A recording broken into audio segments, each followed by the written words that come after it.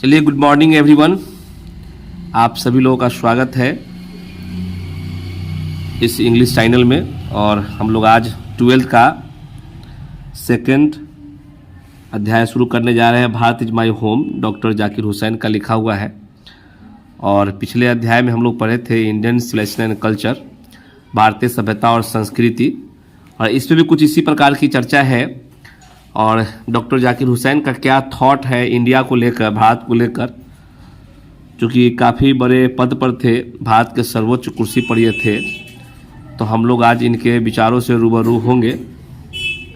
आइए हम लोग शुरू करते हैं अपना आज का topic. Bharat is my home. Doctor Zakir Hussain का कहना है कि भारत मेरा घर है। भारत मेरा घर है। घर किस संदर्भ में है जरा समझेंगे। और यहाँ के लोग मेरे घर के परिवार की तरह है, मेरे घर के सदस्य हैं। और मेरा घर बहुत बड़ा है। मेरा घर बहुत बड़ा है और अव्यवस्थित रूप से इसकी संख्या दिन प्रतिदिन बढ़ ही रही है। तो आखिर हम लोग कैसे क्या करें कि हम लोग बढ़िया से रहें, ठीक ठाक रहें, विकसित रहें। कई सवाल है इसके अंतर्गत हम लोग देखेंगे। पहले आप डॉक्टर जाकिर हुसैन के बारे में जान लीजिए।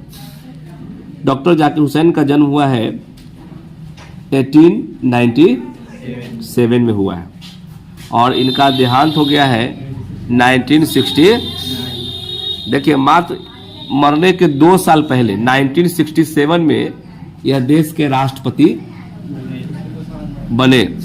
2 साल बाद ही इनकी देहांत हो गई। ठीक है।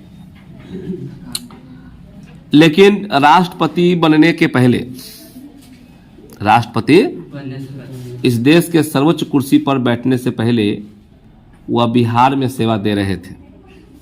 यह सौभाग्य की बात है। इसलिए बिहार बोर्ड में इनको पढ़ना है। और बिहार में यह राज्यपाल, गवर्नर के पद पर विराजमान थे। डॉक्टर जाकिर हुसैन का जन्म होता है 1897 में और देहांत होता है 1969 में। Was born in Hyderabad. इनका जन्म कहाँ हुआ है? हैदराबाद में हुआ है। और was one of the our greatest freedom fighters.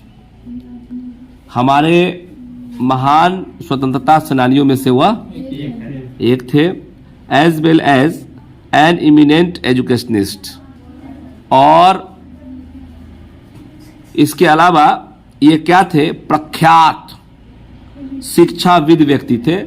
बहुत उच्च कोटि के शिक्षित व्यक्ति थे। इनमें प्रख्यात, विख्यात। तो वह इसके साथ साथ एक प्रख्यात शिक्षाविद भी थे।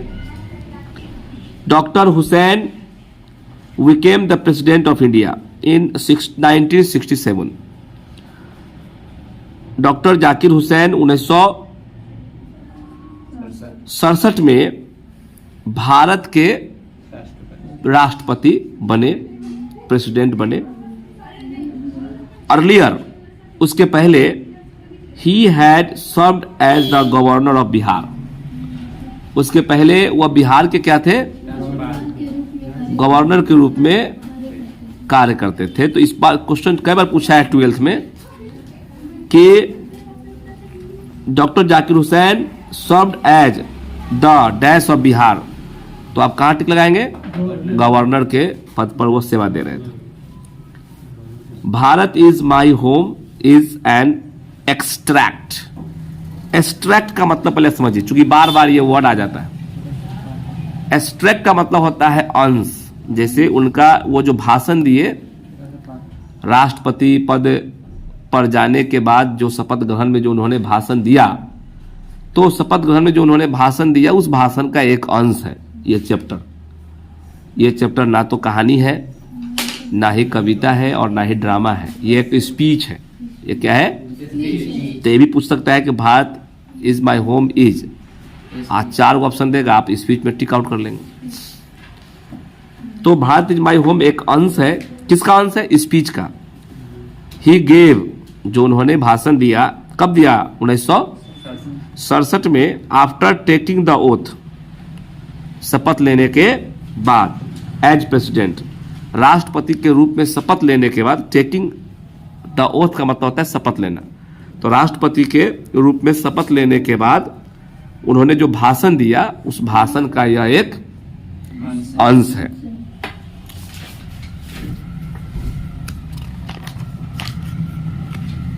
आगे देखेंगे हम लोग, ठीक है। आगे है in the first speech, in his first speech, ये उनका पहला स्पीच है as the president of India, Bharat के प्रेसिडेंट के रूप में यह उनका पहला स्पीच है। Doctor Zakir Husain pledges himself to the service of the totality of India's culture. Doctor Zakir Husain, pledge मतलब होता है शपथ लेना, ठीक है, शपथ लेना। तो डॉक्टर जाकिर हुसैन शपथ लेते हैं हिमसेल्फ, अपने आप में वो शपथ लेते हैं कि to the service of the totality of the Indian culture, जो भारत का सभ्यता है इसका मैं पूर्णतः, मतलब टोटलिटी मतलब पूर्णतः सेवा करूंगा, जो इसका नियम कानून सबका मैं पालन करूंगा। तो डॉक्टर जाकिर हुसैन भारत की संस्कृति का समग्रता की सेवा का संकल्प लेते हैं। आइए हम लोग शुरू करते हैं चैप्टर। कहता है कि आई मस्ट कन्फेस, कन्फेस का मतलब होता है स्वीकार करना, मैं स्वीकार करता हूं या हम मुझे स्वीकार करना चाहिए दैट आई ओवरवेल्म्ड, ओवरवेल्म्ड का मतलब होता है खुशी से गदगद हो उठना, खुशी से गदगद हो उठना। By the trust my people, मेरे लोगों ने जो विश्वास किया है मुझ पर, मैं इससे खुशी से गदगद हो उठा हूं।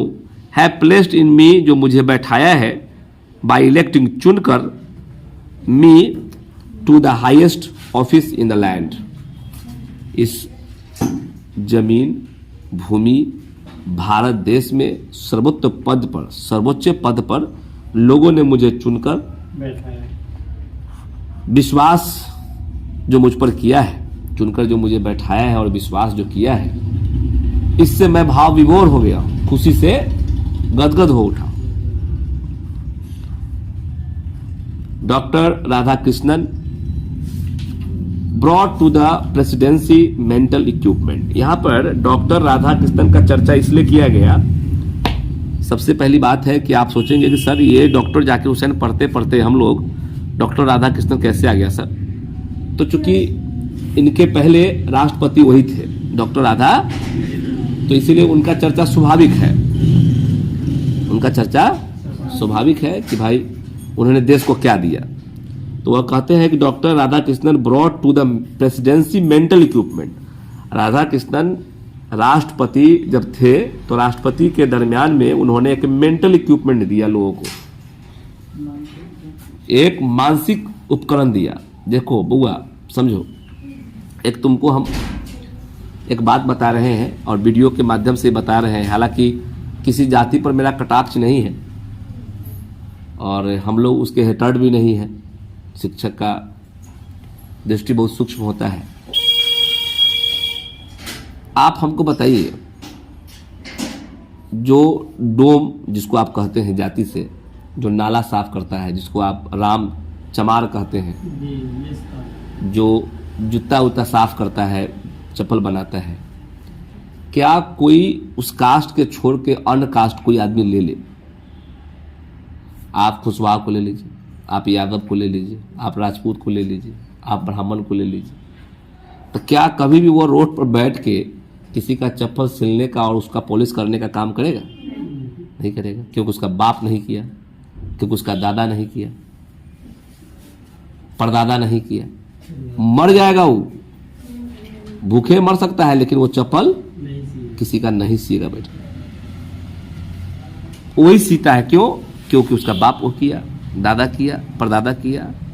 तो कहीं ना कहीं एक मेंटल गुलाम उसको बना दिया गया, उससे उभर नहीं रहा है, वो आज भी गुलाम है।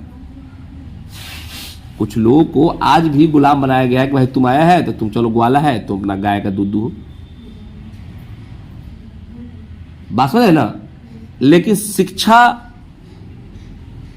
एक ऐसा इक्विपमेंट है जो अब अगर कोई राम जाति का है, पासवान जाति का है, कोई यादव है, तो ऐसा नहीं कि वो वाला काम करे, अब वो जॉब लेके एक पद पर है। और ये धीरे धीरे परंपरागत चीज जो है, धीरे धीरे ये बहुत आगे तक हम लोग आ गए हैं। अब तो सब लोग जॉब कर रहा है, सब लोग पढ़ लिख रहा है। तो आखिर उन्होंने क्या दिया देश को? एक मेंटल इक्विपमेंट दिया, शिक्षा दिया, शिक्षा पर प्रहार किया, गांव गांव स्कूल सब शिक्षा समान कर दिया। सब पूरे देश को एकता, जात पात को खत्म कीजिए, उससे नहीं है, सब लोग एक रहिए, देश को आगे बढ़ाइए। तो लोगों ने देखा कि भाई तो देश की एकता की बात करता है, अखंडता की बात करता है, शिक्षा की बात करता है। तो विद्यार्थी लोग वहां पहुंच गया कि सर आप हम लोग के टीचर सर तो हम लोग को पढ़ाते हैं, लेकिन सर आप जो हम लोग के शिक्षक है उनको आप पढ़ाते हैं कि पूरे देश को एक रखना है, शिक्षा पर बल देना है। तो सर हम चाहते हैं कि आपके जन्म दिवस पर टीचर्स डे मनाएं। तो उन्होंने स्वीकृति दे दी। हालांकि शिक्षक थे नहीं, तो राष्ट्रपति थे, तो उन्होंने स्वीकृति दे दी और उनके ही जन्मदिन पर लोग टीचर्स डे 5 सितंबर सेलिब्रेट करने लगे। तो विद्यार्थी लोग जाकर वहां अनुमति लिए, उन्होंने अनुमति दे दी। तो शिक्षा पर उन्होंने बहुत ज्यादा काम किया है। तो आखिर सवाल यह है कि उन्होंने देश को दिया क्या? तो देश को उन्होंने क्या दिया? प्रेसिडेंसी के दरमियान में मेंटल इक्विपमेंट दिया। बहुत बड़ी बात है, ये जान लो। आगे वो लिखते हैं अ डिग्री ऑफ इरुडिशन। अगर हम लोग एक डिग्री की बात करें, ठीक है, एक डिग्री की बात करें, एक मिनट, आखिर चर्चा क्यों किया गया है डॉक्टर सर्वपल्ली राधाकृष्णन का? समझ में आया आप कहानी कि उसके पहले वही राष्ट्रपति थे, तो उन्होंने क्या दिया देश को, तो उसके बारे में थोड़ा सा चर्चा कर दिया। तो ये क्वेश्चन आपको दे देगा कि doctor Radhakrishnan broad presidency line दे देगा, कहेगा कि बताइए किस कहानी से लिया गया है। तब भारत इज माय होम, क्योंकि पूछा क्वेश्चन है क्योंकि डॉक्टर जाकिर हुसैन उसके बारे में चर्चा किए हैं। आगे देखिए और क्या दिया उन्होंने, देखिए a degree of erudition, a degree of erudition, उच्च कोटि का विद्या, and the wealth of experience, और अनुभव। और उन्होंने क्या दिया? अनुभव का दौलत, जो उनका अनुभव था, एक्सपीरियंस था, वो एक दौलत के समान है, वो उन्होंने दिया। Rarely to be found anywhere, और ऐसा अनुभव जो मिलना बड़ा मुश्किल है, रेयर है। रेयरली मतलब दुर्लभ है, कहीं पाना क्या है। तो सर्वपल्ली डॉक्टर जो राधाकृष्णन जो थे, देश को एक मानसिक उपकरण दिए और एक उस स्तर की विद्वता दी, उच्च कोटि का उन्होंने क्या दिया? विद्या दिया। डिग्री ऑफ एजुकेशन मतलब उच्च कोटि का विद्या देश को दिया, और अनुभवों का वो धन दिया जो शायद ही कहीं और पाए जाते। ड्यूरिंग अ लाइफ टाइम, पूरे जीवन काल के दरमियान, devoted to the pursuit of knowledge and truth, पूरे जीवन काल के दरमियान वह ज्ञान और सत्य के खोज में उन्होंने समय दिया, समर्पण दिया। सत्य और ज्ञान और सत्य के खोज के लिए समर्पित जीवन काल के दौरान उन्होंने कर दिया। He has done more than probably, उन्होंने किया है अपने जीवन में शायद any other man to bring out, शायद any other man to bring out, हमको लगता है कि शायद किसी भी आदमी से ज्यादा ही उन्होंने देश को दिया। एक्सप्लेन इंडियन फिलोसफिकल थॉट, और उन्होंने भारतीय दार्शनिक विचारों को जो एक्सप्लेन किया, शायद वो किसी दूसरे से ज़्यादा ही उन्होंने एक्सप्लेन किया, लोगों को बताया। हालांकि इंडियन फिलोसफिकल थॉट के बारे में पिछले अध्याय में भी हमने अब चर्चा किया था कि यहाँ का जो सोच है लोगों का सिंपल होना चाहिए, और लिविंग सिंपल होना चाहिए, और थिंकिंग हाई होना चाहिए। And the one self of all true spiritual values, और जो वास्तव में आध्यात्मिक मूल्य है और उसकी जो एकता है, अखंडता है, और भारतीय दार्शनिक जो विचार है उसको एक्सप्लेन करने के लिए वह शायद ही किसी दूसरे व्यक्ति से ज़्यादा ही किए। लिखता है, उन्होंने भारतीय दार्शनिक विचार और सभी सच्चे आध्यात्मिक मूल्यों की एकता को सामने लाने और उन्हें समझाने के लिए संभवतः किसी भी अन्य व्यक्ति की तुलना में अधिक काम किया है। He has never lost his faith in the essential humanity of man. मनुष्य में तो मनुष्यता तो होती ही है, चाहे वो कितना भी क्रूर क्यों ना हो, लेकिन मनुष्य में जो मूलभूत मानवता होता है, जो एक मानव दूसरे मानव के दर्द को, पीड़ा को समझता है, तो जो मानव में आवश्यक मानवता होना चाहिए उसको उन्होंने कभी कम होने नहीं दिया अपने जीवन में। उन्होंने मनुष्य की आवश्यकता, मानवता में अपना विश्वास कभी भी नहीं खोया है। और ये लाइन खूब पूछता है एग्जाम में, बार बार पूछेगा एग्जाम में। देखिए कैसे पूछेगा, he has never lost his faith in a dash of man. तो क्या बढ़ेगा, इसेंशियल ह्यूमैनिटी, आवश्यकता मानवता को उन्होंने कभी कम नहीं होने दिया। खूब पूछता है एग्जाम में, तो ये इंपॉर्टेंट लाइन भी है सब। And he himself has never said, उन्होंने कभी अपने आप को रोका भी नहीं। To champion the right of all men, वो हर लोगों के अधिकार के लिए वो लड़े, चैंपियन बने। टू लिव इन डिग्निटी, के हर एक लोग सम्मान के साथ जिए। एंड विद जस्टिस, न्याय के साथ जिए, इसके लिए वह सदैव संघर्ष भी किए, लड़ाई भी किए, कभी अपने आप को रोका नहीं, संघर्ष होने दिया। तो वह खुद भी कभी भी सभी लोगों के सम्मान और न्याय के साथ जीने की अधिकार और समर्थन करने से नहीं पीछे हटे हैं। वह कहते हैं कि I can only assure you, मैं केवल आप लोगों को यह विश्वास दिला सकता हूं, आश्वासन दे सकता हूं। कौन कर रहे हैं, डॉक्टर जाकिर हुसैन। तो ये इतना जो बात बनाया गया वो डॉक्टर सर्वपल्ली राधाकृष्णन के बारे में आपको रूबरू कराए हैं। कौन, डॉक्टर जाकिर हुसैन। और फिर डॉक्टर जाकिर हुसैन कहते हैं कि मैं केवल इतना ही आप लोगों को आश्वासन दे सकता हूं कि आई इंटर दिस ऑफिस, कि मैं जब इस ऑफिस में प्रवेश करूंगा, in the spirit of prayerful humanity and total dedication.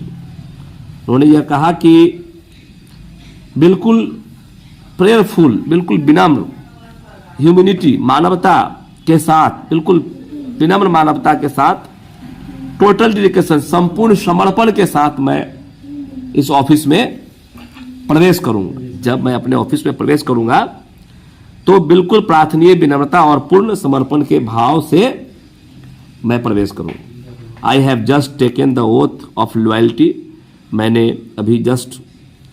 हम लोगों ने अभी कसम खाया है ना, और कि जो लॉयल्टी टू द कॉन्स्टिट्यूशन, संविधान के प्रति मैं निष्ठावान रहूंगा, ऐसा मैंने शपथ अभी तुरंत लिया हूं।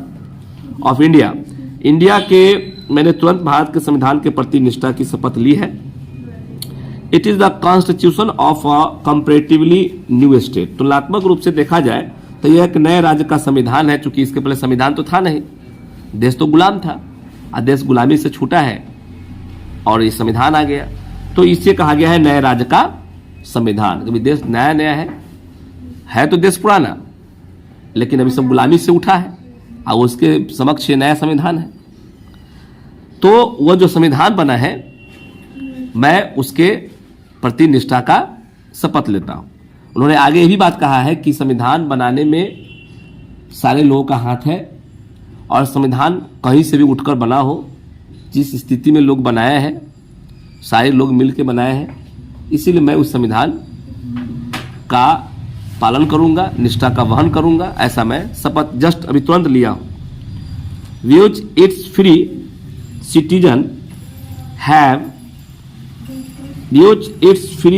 Have for the first time in history, क्योंकि पहले तो लोग गुलाम थे, अभी लोग स्वतंत्र हुए हैं, तो पहली बार इतिहास में ऐसा हुआ है, गिवन टू देमसेल्फ, कि लोगों ने संविधान अपने लिए ही निर्मित किया है। लोगों ने संविधान बनाया किसके लिए, अपने लिए ही। जो इसके स्वतंत्र नागरिकों ने इतिहास में पहली बार खुद को दिया है, क्या दिया है, संविधान। It is the young state of ancient people, यह प्राचीन लोगों का एक युवा राज्य है। लोग तो प्राचीन है, लेकिन राज्य क्या है, युवा है, क्योंकि पहले संविधान नहीं था, अब संविधान से सुशोभित सुसज्जित हमारा राज्य है। इसीलिए उन्होंने बहुत अच्छा एक लाइन लिखा कि प्राचीन लोगों का एक युवा राज्य। तो पूछता है कि it is the young state of N ancient people, ये लाइन कहाँ का है? ठीक है, who through the long Melania, आप जानते हैं कि लाखों लोगों के द्वारा and through cooperation of diverse विभिन्न जाति जो डाइवर्स है हमारे देश में, जानते हैं कि प्रत्येक 20 किलोमीटर के दायरे में भाषा यहाँ बदल जाती है। विभिन्न प्रकार के जाति है, बोली है, 200+ भाषाएं हैं, विभिन्न प्रकार की जाति है, धर्म है। तो यहाँ पर कोऑपरेशन ऑफ डाइवर्स, चाहे जो भी डाइवर्स का जो कोऑपरेशन रहा है उसके जरिए हो, लाखों लोगों के प्रयास के जरिए हो, इथनिक एलिमेंट्स जो भी जातीय तत्व हो, जो भी इथनिक जनगणना, इथनिक मतलब जातीय, एलिमेंट्स मतलब तत्व, जिन्होंने लंबी शताब्दी से विविध जातियों तत्वों के सहयोग के रास्ते इस संविधान को निर्मित किया गया है, बनाया गया है। मैं उस संविधान का वहन ईमानदारी पूर्वक करूंगा, ऐसा हमने अभी कसम खाया है। हैव स्ट्राइवन, लोगों ने संघर्ष किया है to realise timeless absolute values in their own peculiar way. हर लोग अपने अपने तरीके से संघर्ष किया है, अपने अपने तरीके से जो देना चाहिए वो लोगों को दिया है। तो अपने स्वयं के अनूठे तरीके से कालातीत पूर्ण मूल्यों का अनुभव करने के लिए संघर्ष किया है। इसीलिए मैं सबके संघर्षों का सम्मान करता हूं। आई प्लीज माई सेल्फ, मैं अपने आप से कसम खाता हूं, शपथ लेता हूं, to the service of those values, कि मैं उन मूल्यों की सेवा का प्रतिज्ञा लेता हूं कि मैं उन मूल्यों का सेवा करूंगा, क्योंकि मैं जानता हूं कि वह मूल्य विभिन्न जातियों, नस्लों, लोगों के संघर्षों से, प्रयासों से यहाँ आया है। इसलिए मैं उन मूल्यों को रक्षा करूंगा, उन मूल्यों को मैं सेवा करूंगा, ऐसा मैं शपथ लेता हूं। फॉर दो सम कंक्रीट रियलाइजेशन, हालांकि इसमें कुछ ठोस अनुभूति भी है। कंक्रीट मतलब ठोस और रियलाइज मतलब अनुभूति। Of a value may become inadequate, बहुआ वह बड़ा अच्छा लाइन समझिएगा। हालांकि इसमें कुछ कठोर परिस्थिति है, उसके जरिए of a value may become inadequate, भला ही उसके कुछ वैल्यू कम हो गए हैं समय के साथ साथ, हो सकता है कि इसका वैल्यू कुछ कम जाए, कुछ मूल्य क्या हो जाए, कम जाए। With the change of circumstances के चेंज होने से, वातावरण के चेंज होने से हो सकता है कि इसकी मूल्य, इसकी वैल्यू कुछ कम होगी, क्योंकि यद्यपि किसी मूल्य की कुछ ठोस अनुभूतियां परिस्थितियों के परिवर्तन के साथ अपर्याप्त हो सकते हैं, कुछ कम हो सकते हैं। The value remains internally valid, लेकिन इसका वैल्यू हमेशा इसके अंतर्गत रहेगा। इसका जो मूल्य वैल्यू है वास्तव में इस संविधान के अंदर सदैव रहेगा कि विभिन्न लोगों ने, विभिन्न जाति के, विभिन्न धर्म के विभिन्न लोगों ने इसको बनाया था और हजारों साल लग गए बनाने में। तो इसकी अनुभूति हमेशा लोगों के हृदय में रहेगी। एंड प्रेसेस फॉर न्यूअर, जो न्यूअर लोग आएंगे, एंड फ्रेशर रियलाइजेशन, जो नए लोग अनुभूति करने के लिए आएंगे वो सोचेंगे, लेकिन मूल्य हमेशा के लिए वैध रहते हैं, वो रहेंगे। भला ही लोग इसको कम आके भविष्य में जाकर, बाद में जाकर, वो अलग का चीज है, लेकिन मूल्य सदैव वैध रहेंगे और नई एवं ताजी अनुभूतियों की ओर प्रेरित करते रहेंगे नए युवा पीढ़ी को। The past is not dead, भूतकाल मरा हुआ नहीं होता है, भूतकाल डेड नहीं होता है, स्टैटिक स्थिर नहीं होता है। भूतकाल अतीत जो होता है वो मृत और स्थिर नहीं होता है। इट इज अलाइव, वो जीवित होता है। भूतकाल क्या होता है? जो हम लोग भूतकाल में काम जो किए हैं उसके अनुसार ना फल काटिएगा। खूब मेहनत किए, बढ़िया से दूसरा मेहनत किए, तभी ना फल काटिएगा, अच्छा रिजल्ट लाइएगा। तो भूतकाल मरा हुआ नहीं होता है, वो तो जीवित होता है और डायनेमिक, वो तो गतिशील होता है। क्यों? क्योंकि वह वर्तमान के स्थिति को तय करता है और भविष्य के संभावना को तय करता है कि आपका वर्तमान कैसा होगा और भविष्य कैसा होगा। ये दोनों की गुणवत्ता तय करता है कौन? भूतकाल, कि आपने भूतकाल में क्या किया है। इसीलिए उन्होंने कहा कि past was not dead and static, भूतकाल मृत और स्टैटिक नहीं होता है, स्थिर नहीं होता है। इट इज अलाइव, ये जीवित होता है, एंड डायनेमिक, और गतिशील होता है। आइए लाइन कई बार पूछा गया एग्जाम में कि ये लाइन कहां से है। And is involve in determination the quality of our present, क्योंकि ये जो भूतकाल होता है यह इन्वॉल्व होता है determining the quality of our present, हमारे प्रेजेंट के गुण को तय करने में, प्रेजेंट के गुण को डिटरमाइनिंग करने में ये इन्वॉल्व होता है कि आपका वर्तमान कैसा होगा। And the prospects of our future, कि हमारा भविष्य की संभावना कैसा होगा उसको तय करता है कौन, भूतकाल। इसीलिए हमारा जो वर्तमान की गुणवत्ता है और हमारे भविष्य की संभावनाएं को निर्धारित करने में शामिल होता है। The process of its constant renewal, इसके सतत नवीकरण की प्रक्रिया। आग लगातार आप क्या कर रहे हैं, कांस्टेंट रिन्यूअल कर रहे हैं, बार बार लगातार नवीकरण कर रहे हैं। तो ये क्या है, आप नए नए चीजों को ला रहे हैं, आविष्कार कर रहे हैं, इसका मतलब है कि आपका विकास हो रहा है। यही तो विकास की प्रक्रिया है, यही तो विकास का चिन्ह है, प्रतीक है कि आप क्या करें, निरंतर नवीकरण कर रहे हैं। तो जो आप कांस्टेंट रिन्यूअल प्रोसेस कर रहे हैं देश के अंदर, is Indeed the process of growth of the national culture and national character. ये क्या है, राष्ट्रीय कल्चर और राष्ट्रीय जो कैरेक्टर है इसके विकास का एक प्रतीक है। वास्तव में राष्ट्रीय संस्कृति और राष्ट्रीय चरित्र के विकास की प्रक्रिया है कि आप लगातार निरंतर आप नवीकरण कर रहे हैं, चीजों को आप डेवलप कर रहे हैं, विकास कर रहे हैं। It is the business of education, ये एक शिक्षा का काम है।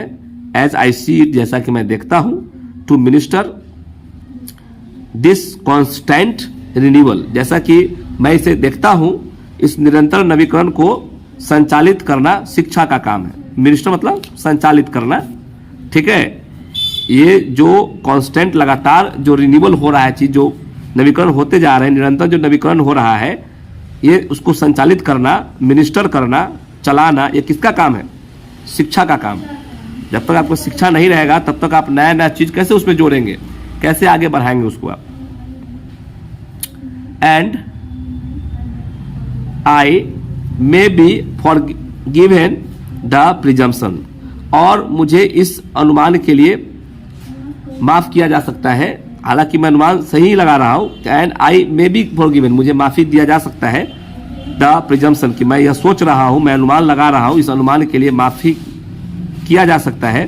That my choice to this high office, कि इस उच्च पद के लिए मेरा जो चुनाव है, माई जो चॉइस है इस उच्च पद के लिए, has mainly if not internally, अगर पूरी तरह से नहीं तो मुख्य रूप से तो है ये है कि मैं सोच सकता हूं, चूंकि मैं इतना बड़े कुर्सी पर ओहदा पर हूं, been made on account of my long association with the education of my people. आखिर मैं लंबे समय से मैं शिक्षा को लेकर लोगों से जुड़ा रहा। देखो बहुत अच्छा बात है, सुनिएगा ध्यान से। He been made on account of my long association, लंबे समय तक मैं अकाउंट रहा, जुड़ा रहा, विद द एजुकेशन, किससे, of the people, of my people. मैं अपने लोगों की शिक्षा के साथ मेरे लंबे जुड़ाव के कारण हुआ है। मैं मतलब इसलिए माफी मांगे कि ऐसा नहीं कि आपने मुझे यूं ही चुन लिया है।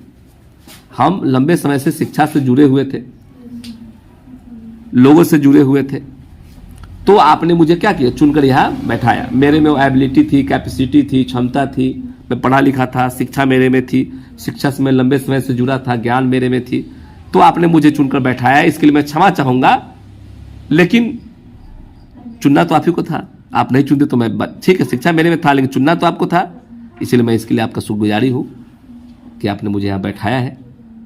लेकिन उन्होंने एक बात कहा कि माफी चाहते हैं कि ऐसा मैं खुद लंबे समय शिक्षा से जोड़कर रखा था, इसीलिए मैं यहां पहुंच पाया। मतलब पूर्ण रूपेण आप ही का हाथ नहीं है, कुछ इसमें मेरा भी हाथ है, श्रेय है कि मैं शिक्षा से जुड़ा रहा। अर्थात निरंतर नवीकरण का जो काम है वो शिक्षा का काम है, और शिक्षा एक ऐसा एलिमेंट्स है जो हम लोग को यहां तक पहुंचाती है। तो बहुत बड़ा लाइन उन्होंने कह दिया। तो उन्होंने माफी मांगा लोगों से, अपनी बात को भी कह दिया, एक तरीके से कह दिया, ठीक है। I maintain that education is prime instrument of national purpose, मैं मेंटेन किया उस शिक्षा को। मैं जानता हूं कि शिक्षा एक प्रमुख हथियार है किसी भी राष्ट्रीय उद्देश्य के लिए। पूछ सकता है कि राष्ट्रीय उद्देश्य का प्रमुख हथियार क्या है? तो education. Education is the prime instrument for national purpose. मैं मानता हूं कि शिक्षा राष्ट्रीय उद्देश्य का एक प्रमुख साधन है। And that quality of education, अगर आप शिक्षा की क्वालिटी की बात करते हैं, अगर शिक्षा की क्वालिटी की बात करते हैं तो inescapably involve the quality of the nation. अगर शिक्षा की गुणवत्ता की बात करते हैं तो राष्ट्र की गुणवत्ता के साथ वो अनिवार्य रूप से जुड़ा हुआ रहता है। मतलब किसी भी इनएस्केबली का मतलब है सुदृढ़ है, एक साथ जुड़ा रहेगा। अगर आप एजुकेशन का क्वालिटी बढ़ाएंगे तो नेशन का क्वालिटी भी बढ़ेगा। अगर आप एजुकेशन का क्वालिटी घटाएंगे तो नेशन का भी, राष्ट्र का भी क्वालिटी घटेगा। इसीलिए वो एक दूसरे से क्या है? इनएस्केबली है, सुदृढ़ क्या है? जुड़ा हुआ है। I therefore pledge myself, इसीलिए मैं शपथ लेता हूं अपने आप में, to the loyalty of our past culture, कि मैं जो भूतकाल में जो भी हमारा कल्चर रहा है, जो चलते आ रहा है, तो मैं उसकी वफादार रहूंगा। इसकी मैं प्रतिज्ञा लेता हूं कि अपनी पिछली संस्कृति के प्रति वफादारी की निष्ठा लेता हूं। From where so ever it may have come, चाहे वो कहीं से भी संस्कृति हमारी उठ के आई हो, मैं नहीं जानता हूं, जहां से भी संस्कृति मेरी उठ के आई होगी। And by home so ever it may have been contributed, चाहे जो कोई भी लोग, जो लोग इसमें योगदान में रहे होंगे, मैं उस सभी का, और कहीं से भी मेरा संविधान उठकर आया हो, जो लोग इसमें अपना कंट्रीब्यूशन दिए होंगे, मैं सभी का दिया हुआ संविधान का वफादारी का मैं प्रतिज्ञा लेता हूं। और जिस किसी के द्वारा जिसमें योगदान दिया हो, I pledge myself to the service of totality to my country's culture, मैं अपने देश की संस्कृति की समग्रता की सेवा करने की प्रतिज्ञा लेता हूं। जो मेरा देश है, कंट्री का जो भी कल्चर है, उसका पूर्ण रूप से मैं सेवा करूंगा, ऐसा मैं शपथ लेता हूं। चाहे हमारे देश का कल्चर कहीं से उठ के आया हो और उसके बनाने में जो कोई भी सहयोग किया हो, मैं उसका सेवा करूंगा। I pledge my loyalty to my country, मैं अपने देश के प्रति वफादार रहूंगा। इरेस्पेक्टिव ऑफ रिलीजन, मैं धर्म का भेदभाव नहीं करूंगा। लैंग्वेज और भाषा का भेदभाव नहीं करूंगा। धर्म और भाषा के परवाह किए बिना मैं अपने देश के प्रति अपनी निष्ठा की प्रतिज्ञा करता हूं। I pledge myself to work for its strength, मैं शपथ लेता हूं कि मैं इसके मजबूती के लिए काम करूंगा। And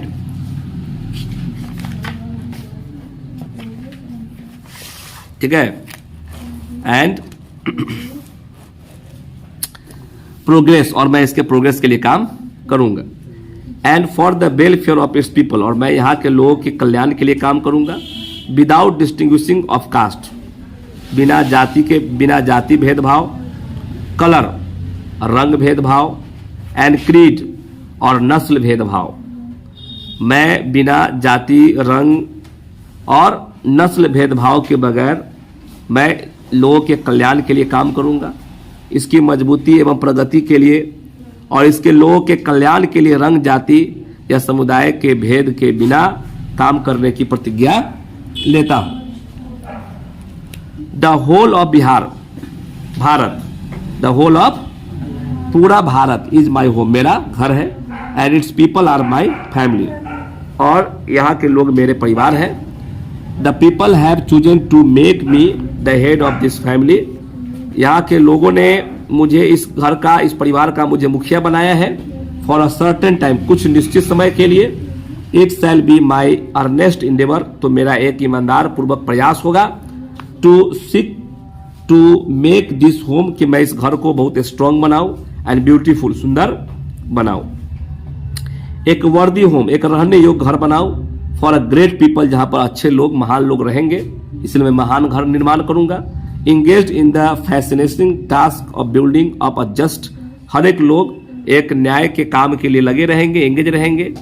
and prosperous and graceful life, और यहाँ के लोग सुशोभित जीवन और आकर्षक कार्य में लगे रहेंगे।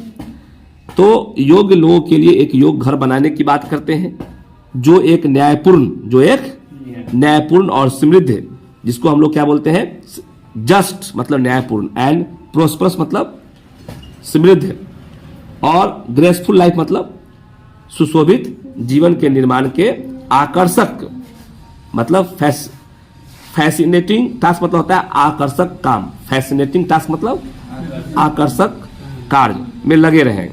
तो योग्य लोगों के लिए एक योग्य घर, जो एक न्यायपूर्ण घर हो, समृद्ध मतलब ज्ञान धन संपत्ति से भरा पड़ा, और एक सुशोभित जीवन, बहुत सुंदर जीवन, शांतिमय के निर्माण के आकर्षक काम में लगे हो।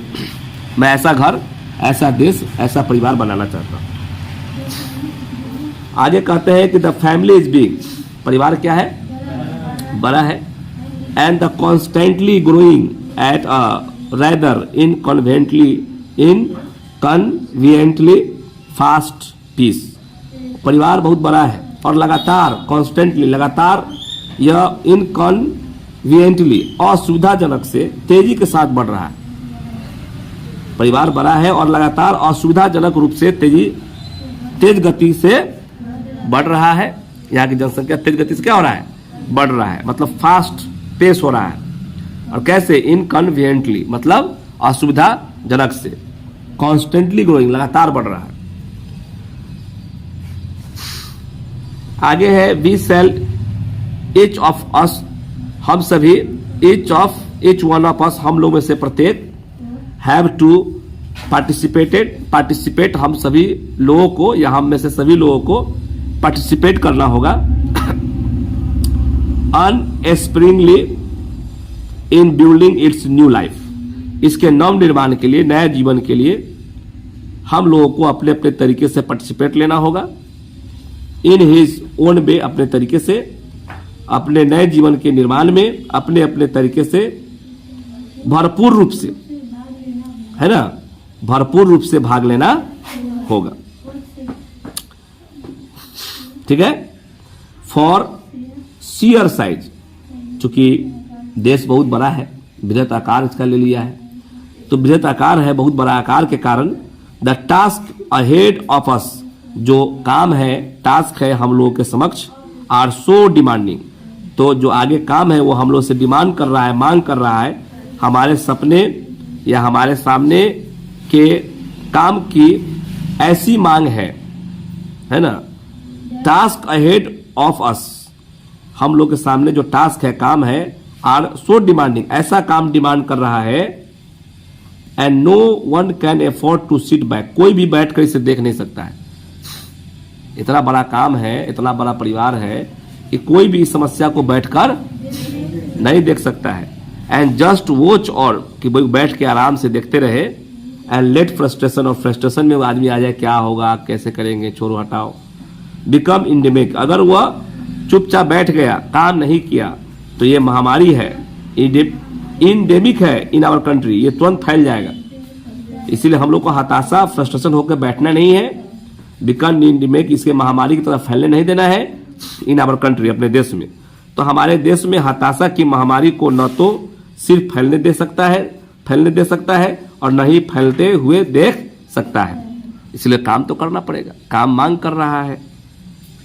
The situation demands of us work, जो सिचुएशन का जो मांग है, स्थिति का जो मांग है, वर्क एंड मोर वर्क, काम और अधिक काम, अधिकाधिक काम की मांग है सिचुएशन को। ठीक है, ये समझ लो। साइलेंट कहा है कि साइलेंट एंड सिंसियर वर्क, हम लोग को जो काम करना है वह कैसे करना है, साइलेंट, चुपचाप काम करना है, और सिंसियर वर्क, और ईमानदारी से काम करना है।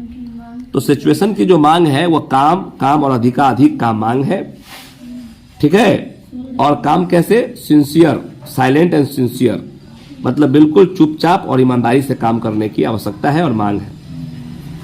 कह रहा है सॉलिड, कैसा काम करने की आवश्यकता है, सॉलिड एंड स्टडी, धैर्य और स्थिरता के साथ reconstruction of the whole material and cultural life of our people. हम लोग को क्या करना है, जो हमारा लोग है, आवर पीपल, हमारे लोगों के पूरे भौतिक मतलब मटेरियल एंड कल्चरल, भौतिक और सांस्कृतिक जीवन के ठोस और स्थिर पूर्ण निर्माण की मांग है कि आप उसमें स्थिरली बिल्कुल स्थिर होकर, है ना, ठोस और स्थिर होकर पूर्ण निर्माण की मांग है, मतलब रिकंस्ट्रक्शन। आखिर कोई चीज आप बनाइएगा, मान लीजिए कलमे बनाइएगा, तो कलमे बनाइएगा, कलम ही बनाइएगा, कलम ही आप बनाइएगा, तो वो कलम सबको मिलना चाहिए, वो कलम सबको मिलना चाहिए। कलम हम बनाए हैं देश के अंदर, ऐसा तो नहीं कलम खाली आप ही लीजिएगा, सबको कलम पूरना चाहिए, सबको बाइक पूरना चाहिए, सबको मोबाइल पूरना चाहिए। तो ऐसा काम करना है कि जो फिजिकल मतलब भौतिक और सांस्कृतिक, भौतिक और सांस्कृतिक सभी को पूरा हो सके। ऐसा नहीं कि हाँ जैकेट खाली आप ही को मिल गया, नया नया आप ही को मिल नहीं रहा, ऐसा नहीं होना चाहिए, सबको पूरा होना चाहिए। क्योंकि बड़ा देश है, बड़ा लोग है, तो काम तो अधिकाधिक करना पड़ेगा, ठीक है। तो कहता है कि हमारे लोगों के पूरे भौतिक और सांस्कृतिक जीवन के ठोस और स्थिर पूर्ण निर्माण की मांग है। दिस वर्क, यह काम, एज आई सी इट, जैसा कि मैं देखता हूं, हैज टू एस्पेक्ट्स, इसके दो मुख्य पहलू हैं, इसके दो पहलू हैं। वर्क ऑन वन सेल्फ, कि आप पहले स्वयं के लिए काम कीजिए, स्वयं के लिए काम करना, स्वयं को विकसित करना, and work for the society around, और सोसाइटी जो आपके आसपास है उसके लिए काम करना। तो हर लोग दो तरह से काम करने की मांग यहाँ है, एक स्वयं के लिए, दूसरा समाज के लिए। तो दोनों काम हम लोग करेंगे तब जाके देश हमारा विकसित हो जाएगा। They are mutual fruitful aspects of work, और वे काम पारस्परिक रूप से एक उपयोगी पहलू है, दोनों पारस्परिक है। आप स्वयं विकास अपना करेंगे तो समाज का ऑटोमेटिकली विकास होगा, इसलिए पहले स्वयं का विकास फिर समाज का विकास। काम दो के लिए करना है, स्वयं के लिए और समाज के लिए। ये दोहरी काम, दोहरी प्रयास से आपका देश क्या होगा, विकसित हो जाएगा। और दोनों म्यूचुअल फ्रूटफुलनेस है। The work of one self, खुद के लिए काम जब आप करेंगे तो इज टू फॉलो द अर्ग टुवर्ड्स मोरल डेवलपमेंट, तो आपका मोरल डेवलपमेंट बढ़ेगा, नैतिक आपका विकास होगा। एज ए फ्री पर्सन, स्वतंत्र व्यक्ति के रूप में, स्वयं पर काम एक स्वतंत्र व्यक्ति के रूप में नैतिक विकास की इच्छा का अनुसरण करना है। And under self imposed discipline, और आप स्वयं लगाए हुए अनुशासन के तहत रहेंगे, अर्थात आप सेल्फ इम्पोज्ड डिसिप्लिन बनेंगे।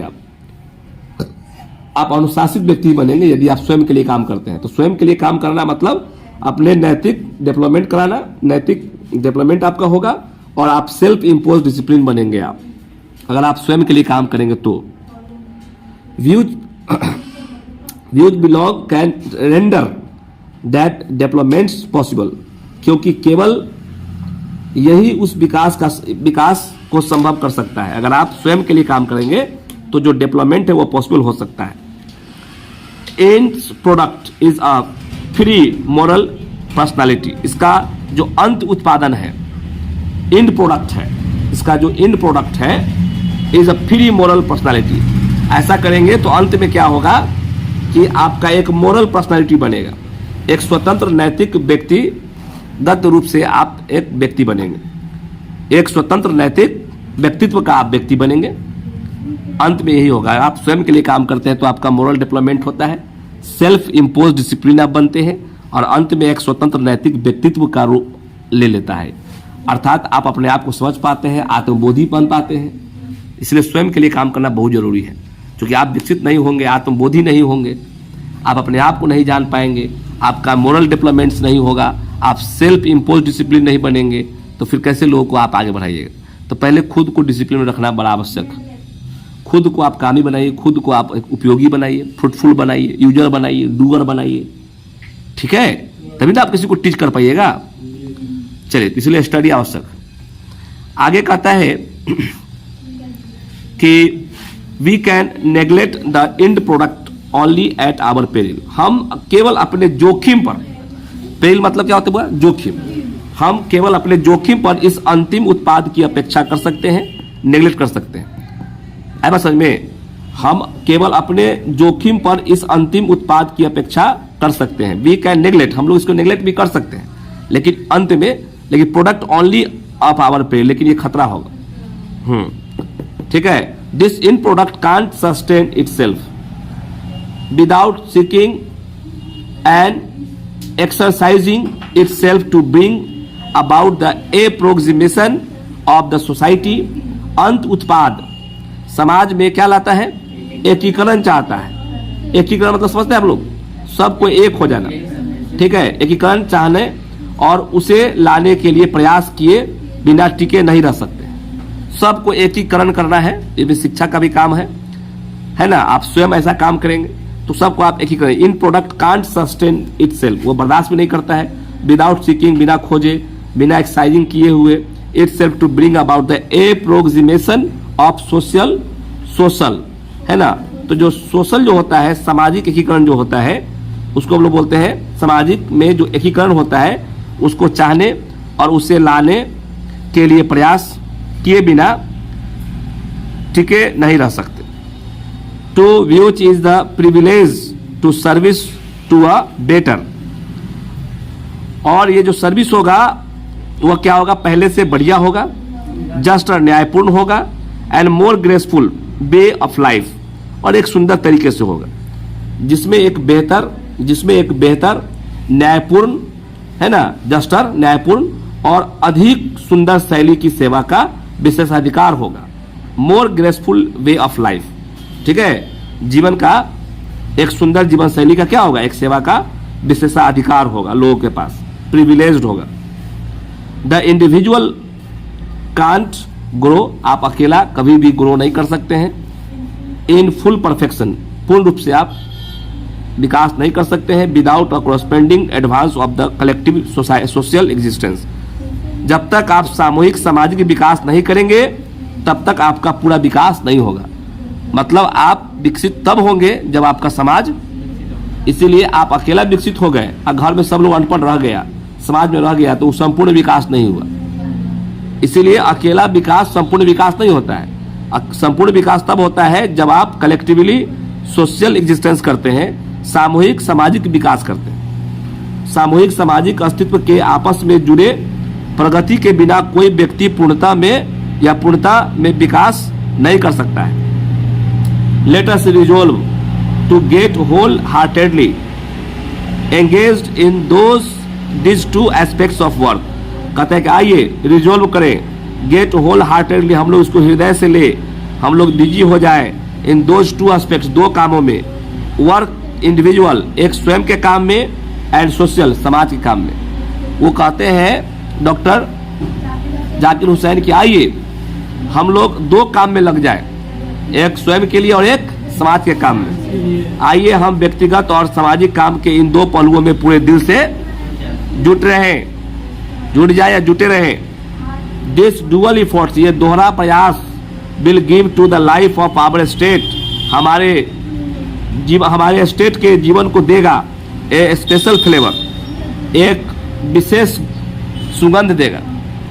यह दोहरा प्रयास हमारे राज्य के जीवन को एक विशेष छवि देगा, विशेष सुगंध देगा।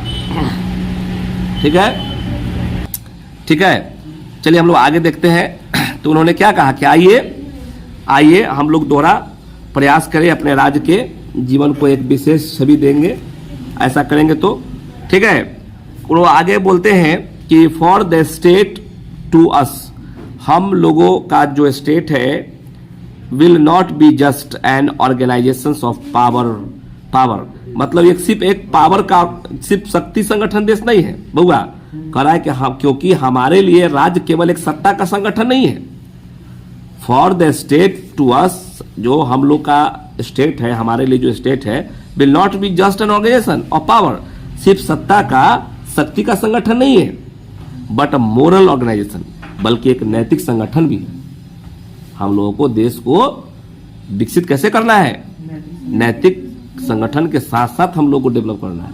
और नियम भी है कि आप कितना भी विकास कर ले, खूब पैसा कमाइए, कोई दिक्कत नहीं है, लेकिन आपके अंदर सबसे प्यारा जो चीज होना चाहिए, मानवता, वो होना चाहिए, नैतिकता होना चाहिए। और ये खत्म हो गया तो फिर दिक्कत है। तो हम लोग को एक नैतिक संगठन को तैयार करना है। It is a part of national temperament, ये हम लोगों का राष्ट्रीय उद्देश्य होना चाहिए, हिस्सा उसका होना चाहिए। Inheritance from the great leader of our liberation movement Mahatma Gandhi, हमारे मुक्ति आंदोलन के महान नेता महात्मा गांधी से मिले राष्ट्रीय स्वभाव और विरासत का एक हिस्सा रहा है। महात्मा गांधी प्रथम चैप्टर में ही कह दिए थे कि भारत नैतिकता पर बल देता है, भारत को नैतिक विकास पसंद है, उसको भौतिक विकास से कोई लेना देना नहीं। लेकिन आज जिस रफ्तार से दुनिया चल रही है, बढ़ रही है, उसमें भारत भी बढ़ रहा है, नैतिक भौतिक डेवलपमेंट भी कर रहा है, लेकिन सारे लोगों में एक चीज छिपा हुआ है, वो है मोरल भी। नैतिकता कभी यहाँ का लोग छीन भी नहीं करता है। तो हमारे मुक्ति आंदोलन, जो हमारे great leader of our liberation movement, जो मुक्ति आंदोलन का जो नेता है महात्मा गांधी, उनसे हम लोग को एक राष्ट्रीय स्वभाव मिला है, ये विरासत में हम लोग को एक हिस्सा मिला है, स्वभाव और विरासत का एक हिस्सा है। That power should be used only for moral purpose, और उनका मानना है कि शक्ति का केवल यूज नैतिक उद्देश्य के लिए होना चाहिए।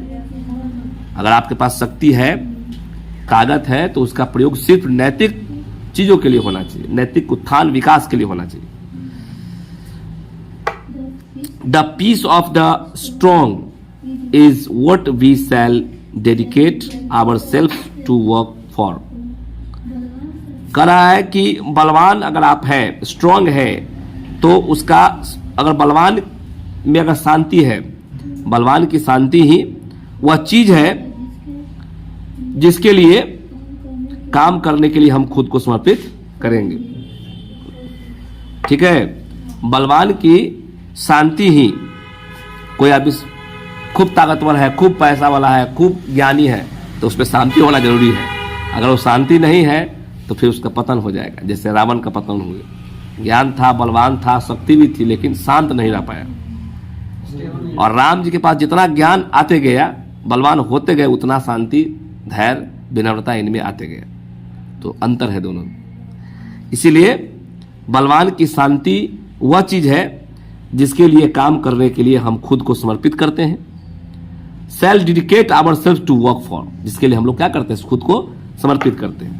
I have full faith in my people, वह कहते हैं कि मुझे अपने लोगों में पूरा विश्वास, जो हमारे देश के लोग हैं, हमको पूरा विश्वास है कि हमारे देश के लोग अगर शक्तिशाली है तो उसमें शांति जरूर होगी, क्योंकि हमारा ये सभ्यता है, संस्कृति है, हमारा ग्रंथ कहता है। तो मुझे लोगों को पूरा विश्वास है कि that they will bring fourth the energy requisite, कि वो अपने में उतना एनर्जी लाएंगे, उतना एनर्जी जगा पाएंगे for the satisfactory performance of this dual task, ताकि ये दोहरी काम को वो संतुष्ट कर सके, कि वे इस दोहरे कार्य के संतोषजनक प्रदर्शन के लिए जरूरी ऊर्जा की आवश्यकता को पूरा करेंगे, अपने में ऊर्जा रखेंगे कि वह स्वयं और समाज दोनों के लिए कार्य करेंगे। इसमें मुझे पूरा अपने लोगों में विश्वास। It shall be my privilege, मेरा सौभाग्य होगा, टू कंट्रीब्यूट माई शेयर, कि अगर मैं अपना योगदान दिया, योगदान को शेयर किया, टू दिस इंचेंटिंग एंटरप्राइज, इस शानदार काम में, अगर इस शानदार कार्य में लिखता है इस करामाती उद्यम, मतलब शानदार कार्य में यदि मेरा हिस्सा हुआ, मेरा योगदान हुआ, तो मैं अपने आप को सौभाग्य समझूंगा। किस काम में? स्वयं और समाज के उत्थान में। विकास कैसा? सिर्फ शक्ति संगठन नहीं, नैतिक संगठन विकास में। देश को शक्तिशाली के साथ साथ नैतिकता विकास कराने में यदि मेरी योगदान हुई तो मैं अपने आप को भाग्यशाली समझूंगा। तो वो लिखते हैं इस करामाती उद्यम में अपने हिस्से का योगदान देना मेरा सौभाग्य होगा। It shall be my privilege to contribute my share to this interchanging. अच्छा, इन चैंटिंग इंटरप्राइज मतलब शानदार काम भी कर सकते हैं, कोई दिक्कत नहीं, शानदार कार्य है। बात सही में स्वयं और समाज के लिए काम करना एक शानदार वर्क है, एक अपने आप में उदाहरण है। तो इस काम में यदि मेरा सहयोग होता है, शेयर जाता है, तो मैं अपने आप को भाग्यशाली समझूंगा। ऐसा कौन बोले? डॉक्टर जाकिर हुसैन। तो डॉक्टर जाकिर हुसैन का क्या थॉट रहा है भारत को लेकर और भारत के लोगों को लेकर, हमने उसको ब्रीफली पढ़ा, क्योंकि ये एक भाषण का अंश है, एक्सट्रैक्ट है, मैंने शुरू में ही बताया है। और पूछेगा कि भारत इज माय होम, ये जो चैप्टर है ये क्या है, तो आप जवाब देंगे ये एक स्पीच है। और ये पूछा जाए कि ये स्पीच कब दिया गया था, तो 1967 में राष्ट्रपति जब वो बने तो जब शपथ ग्रहण होता है तो वहाँ लोग स्पीच देता है, उसी स्पीच का क्या है, हिस्सा है। तो जन्म जान गए, देहांत जान गए। इनका जन्म कहाँ हुआ था, हैदराबाद में हुआ था। बिहार में वो क्या थे, राज्यपाल गवर्नर के रूप में पद थे। ठीक है, तो ये छोटा सा चैप्टर था। हम लोगों ने डॉक्टर जाकिर हुसैन को जाना, उनके महान दार्शनिक विचारों को जाना जो भारत को लेकर था। हम लोग फिर मिलेंगे नए वीडियो में, तब तक आप बने रहिए। और बेहतरीन वीडियो है, एक एक लाइन आपका क्लियर हो जाएगा यदि आप कंटिन्यू देखते हैं। तो आप कंटिन्यू इस चैनल में बने रहें, आपका 12 का तैयारी बहुत बेहतर हो जाएगा। फिर हम लोग मिलते हैं नए वीडियो में अगले टॉपिक के साथ। धन्यवाद।